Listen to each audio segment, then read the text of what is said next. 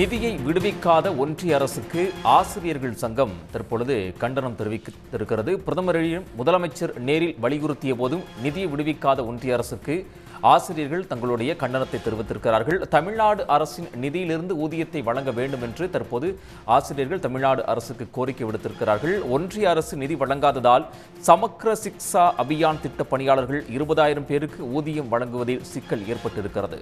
சமக்ர சிக்ஷா அபியான் திட்டத்தின் கீழ் தமிழ்நாட்டுக்கு வழங்க வேண்டிய 2151 கோடியை ஒன்றிய அரசு விடுவிக்கவில்லை என்ற ஒரு குற்றச்சாட்டும் எழுந்திருக்கிறது. இது பற்றி நம்முடைய கருத்துக்களை பகிர்ந்து கொள்வதற்காக பகுதி நேர ஆசிரியர் கூட்டமைப்பினுடைய செந்தில்குமார் நம்மோடு தொலைபேசி வாயிலாக இணைந்திருக்கிறார். வணக்கம் திரு செந்தில்குமார். வணக்கம் சார். தமிழ்நாடு அரசுக்கு என்ன கோரிக்கையை நீங்க? தமிழ்நாடு அரசுக்கு இந்த அரசு பள்ளிகளில் எஸ்எஸ்ஏ திட்டத்தில் பகுதி நேர ஆசிரியர்களாக நாங்கள் 12,000 பேர் பணிபுரிஞ்சிட்டு இருக்கோம். மத்திய அரசு தமிழ்நாடு அரசுக்கு கொடுக்க வேண்டிய அந்த நிதியை கொடுக்காதால இந்த செப்டம்பர் மாதம் சம்பளம் எங்களுக்கு இன்னும் விடுவிக்கப்படாமல் இருக்கு. நாங்கள் இதனால் பல்வேறு வகையில் சிரமத்தில் இருக்கோம்.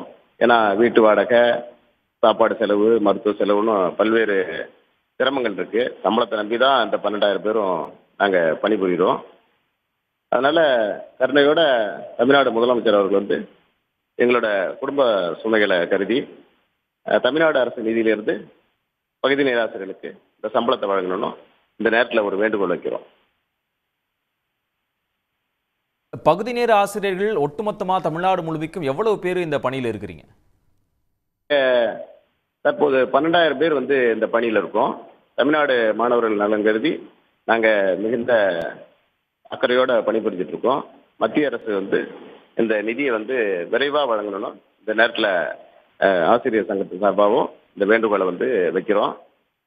இருந்தாலும் தமிழ்நாடு அரசு மாண்புமிகு முதல்வர் அவர்கள் அனைத்து ஆசிரியர்கள், ஊழியர்கள், பணியாளர்கள், எங்களை போல உள்ள பகுதி நேர ஆசிரியர்கள், தற்காலிக ஊழியர்கள், தொகுப்பூதிய பணியாளர்கள் எல்லாரும் சிரமத்தையும் தாயுள்ளத்தோடு கருதி இந்த நேரத்தில் தமிழ்நாடு அரசு உங்கள் எல்லாருக்கும் பாதுகாப்பாக இருக்கும் அப்படின்னு சொல்லி எங்களுக்கு ஒரு நம்பிக்கை வழங்கி இந்த சம்பளத்தை வழங்கத்துக்கு போர்க்கால அடிப்படையில் நடவடிக்கை எடுக்கணும்னு ஒரு வேண்டுகோள் வைக்கிறோம்.